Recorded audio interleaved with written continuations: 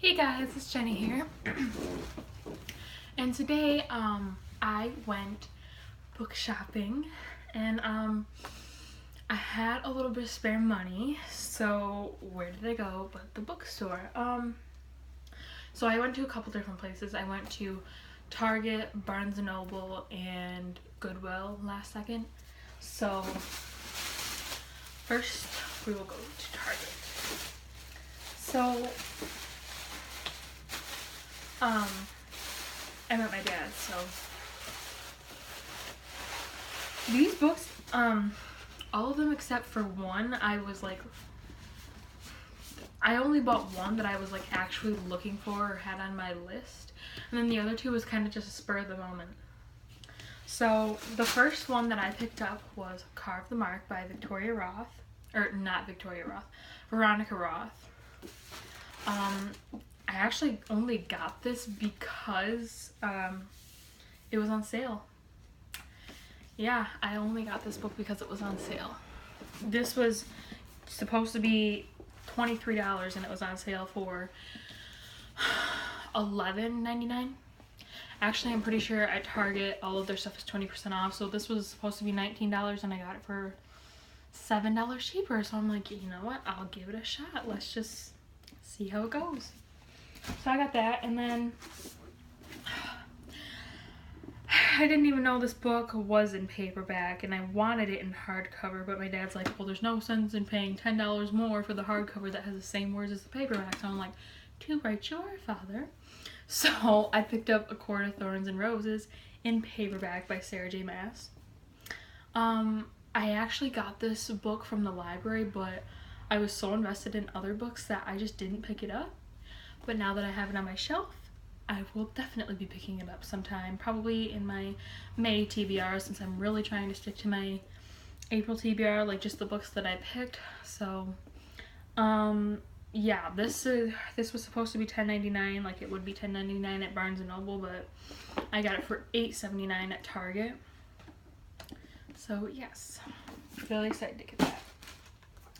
And then I've been seeing this book all over BookTube and just everywhere. I've been seeing this book, and actually the cover really intrigued me, and I never read the synopsis before, but I read the synopsis and I'm like, oh, that sounds good. So I got A Study in Charlotte by Brittany Cavallaro, and I just realized I totally forgot to give synopsis on all these. What? But I'll start with this one and I'll go back to those. Basically, this is about a guy named Jamie Watson who goes to a prep school, and there's... what? Oh yeah, he goes to a prep school, and it's a home to Charlotte Holmes, the famous detective's great-great-great-granddaughter, who has inherited not only Sherlock's genius, but also his temperament. So there's like this tense energy between them. And then the student dies under mysterious circumstances, and then they end up getting framed for the murder. So I thought it sounded super interesting, so I'm like, you know what, I'll give it a shot. It's more of a cover buy. I was really obsessed with the cover. Like, if my light will, I don't know, it's just really cute. This was supposed to be $10, and I'm pretty sure I got this for $7.99. Oh yeah, so A Court of Thorns and Roses, back to the synopsis. So a 19-year-old huntress named Farah kills a wolf in the woods, and then a beast-like creature comes to demand that she pays for what she did, and then she gets dragged to this magical land that she only has ever heard of from, like, magical legends. And then she discovers that her captor is not an animal, but Tamlin, one of the lethal immortal fairies who once ruled their world. Then she dwells on his estate, and then she gets, like,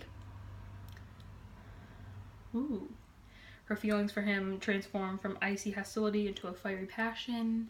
So I'm guessing this turns into, like, one of those Stockholm syndromes where she falls for her captor. What else is new? But, yeah, so then...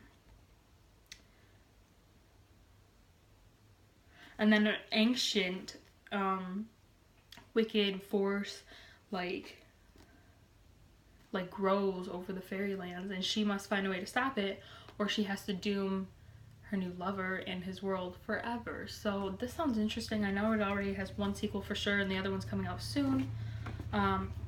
Court of Mist and Fury. Yes. And then what's the other one?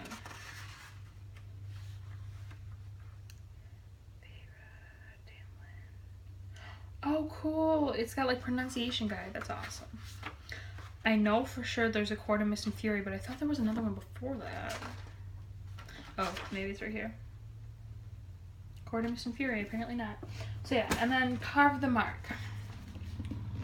I actually didn't want to pick this up, but I couldn't pass up like an $8 sale, so I did. It's basically about this girl named Syra, and she's the sister of a brutal tyrant who rules their people. Syra's gift gives her pain and power, something that her brother exploits, using her to torture his enemies, but she's much more than just a blade in her brother's hand. She's resilient, quick on her feet, and smarter than he knows. Akos is the son of a farmer and an oracle from the future nation planet of Thuvi, I think. Protected by his unusual current gift, Akos is generous in spirit and loyal, and his loyalty to his family is limitless. Akos and his brother are captured by enemy Shotet soldiers. He is desperate to get his brother out alive, no matter what the cost. Then Akos and Cyrus kind of meet, and it says, will they help each other survive, or will they destroy one another? So this is kind of, it didn't really appeal to me like Divergent did. I mean, as soon as I read the synopsis for Divergent, I'm like, I'm gonna read this, and I know I'm going to love it. But this, I'm not really into the intergalactical stuff, but sale, couldn't pass it up. So yeah, that was what I got from Target. So then, with the rest of my money, I went to Barnes & Noble, which is basically book heaven. I saw so many books on my wish list there. So then, the first book that I picked up was Vengeance Road by Aaron Bowman, or Bauman, however you say it. I'm sorry if I just pronounced that wrong. I'm gonna shut this a little bit because like the lighting is killing the books. So yeah, Vengeance Road. I just literally love this cover, if it'll like focus. Come on. There. It's like, I don't know why, I just really love it. But basically, her father, Kate's father, is murdered for a journal revealing the location of a gold mine, and so she disguises herself as a boy and goes across the desert, the wild, wild west, looking for answers. So, wow, that was a fail.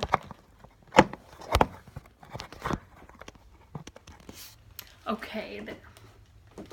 Yeah, so she goes across the west looking for answers. She finds untrustworthy strangers, endless dust and heat, and a band of allies, and among them is an Apache girl and a pair of stubborn brothers who refuse to quit riding in her shadow. But as she gets closer to the secrets about her family, a startling truth becomes clear. Some men will stop at nothing to get their hands on gold, and Kate's quest for revenge may prove fatal. So this sounds really interesting. This was also more of like a cover buy, but I couldn't really help it. This is really annoying me. It keeps doing that bright thing. I'm getting super annoyed here. So yeah, I got this first. I had to pay full. Ooh. It's got like, oh my god. I love it when they do this, when they put a bunch of other books in the back, so that I can look them up. Okay, we need to fix my camera. This is really starting to tick me off. Like, really bad. Okay. We're just gonna have to live with it. Okay, and I'm just gonna have to be far away. So next, I picked up a book that I've been wanting for a while. I did actually want this in hardback, but they didn't have it, surprisingly. Excuse me. And that's Throne of Glass by Sarah J. Maas. Throne of Glass by Sarah J. Maas. Haha. I'm so stupid. So yeah, everybody talks about this book. Like, everybody raves about her stuff. So I just realized that I picked up 2 of her books. So yeah, two men will love her, the whole land fears her, only she can save them all. In a world without magic, an assassin is summoned to a castle. She comes not to kill the vicious king who rules from his throne of glass, but throne of glass, but to win her freedom. If she defeats 23 killers, thieves, and warriors in a competition, she will be released from prison to serve as king's champion. Her name is, I think, if this is wrong, don't kill me, Celaena Sardothene. The crown prince will provoke her, the captain of the guard will protect her, and a princess from a faraway land will befriend her.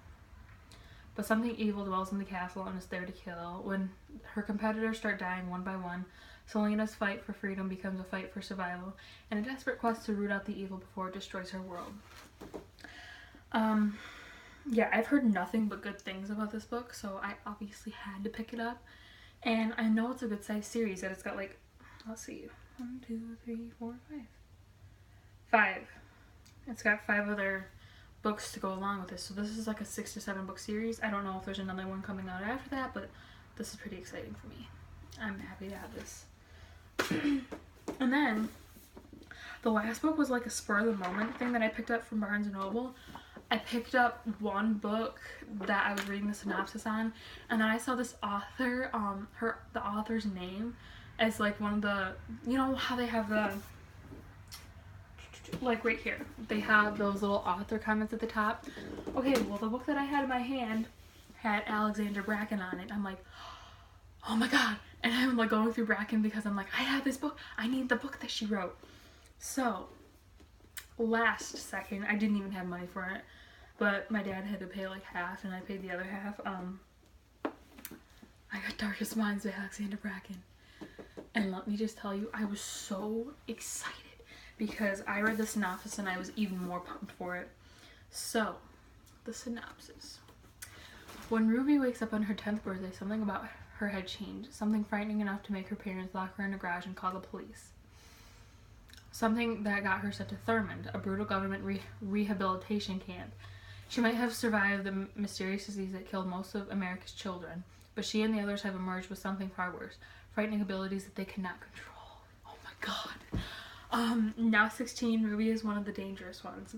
When the truth comes out, Ruby barely escapes Thurmond with her life. She's on the run, desperate to find the only safe haven left for kids like her, East River. She joins a group of kids who have escaped their own camp.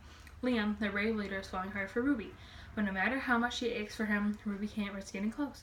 Not after what happened to her parents. When they arrive at East River, nothing is as it seems.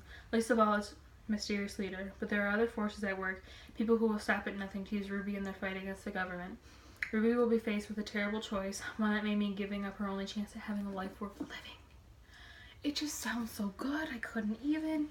But like, as soon as I seen Alexandra Bracken as the author, I'm like, oh my god, that's right. That book was on my wish list. And it was so hidden I could hardly find it. It was like in the crack of this bookshelf, and I'm like, oh, I got you. And so I went to Goodwill. We were only in there for like a span of 3 minutes, and I'm like flying through books like, oh my god, are there any good ones? Are there any newbies? Are there any like recent ones that I would know? And we were just about to walk away when this caught my eye. It was glossy. I'm like, gloss. That's a good sign. And I actually saw The Lovely Bones too, and I really wanted to get it, but it was in horrible condition. It was like, it had stuff on it. I don't know what it was, but all the pages were like brown, and all the cover was all nasty and crusty. I'm like, I'm gonna have to leave it here. But yeah, I found 1,000 Pieces of You by Claudia Gray, and I love this cover. It's so pretty. Actually, I totally blindly picked this up. I didn't even read a synopsis before I got it. I picked it up because it was glossy new and the cover was pretty, and it was only 99 cents. When it was regularly $10, so I saved $9. Okay, so the synopsis for this one is 1,000 lives, 1,000 possibilities, one fate. Ooh. I haven't read the synopsis for this yet. Just mind you. I like just got back 2 seconds ago. I got in the door and started filming because we have to leave soon to go back home. But yeah, so I'm reading the synopsis for the first time. I will continue now and shut up. Marguerite Kane grew up surrounded by cutting-edge scientific theories, thanks to her brilliant physicist, I almost said psychic, parents. Yet nothing is more astounding than her mother's latest invention, a device called the Firebird that allows people to leap into alternate dimensions. Ooh. When Marguerite's father was murdered, all the evidence points to one person, Paul, her parents' enigmatic star student. Before the law can touch him, Paul slips into another dimension, having committed what seems like the perfect crime. But he didn't count on Marguerite. With the help of another physics student, Theo, Marguerite chases Paul through various dimensions. In each new world Marguerite leaps into, she meets another version of Paul that has her doubting his guilt and questioning her heart. Soon she is swept into an epic love affair and is as dangerous as it is irresistible. Oh my god, this sounds so good! I'm so glad I got this blindly. So, yeah, I ended up with 1 hardcover and 6 paperbacks. So, I'm currently carrying 10 books on me right now because I brought 3 with me. Yes, I know that's a little bit ridiculous, but oh well. So, yes.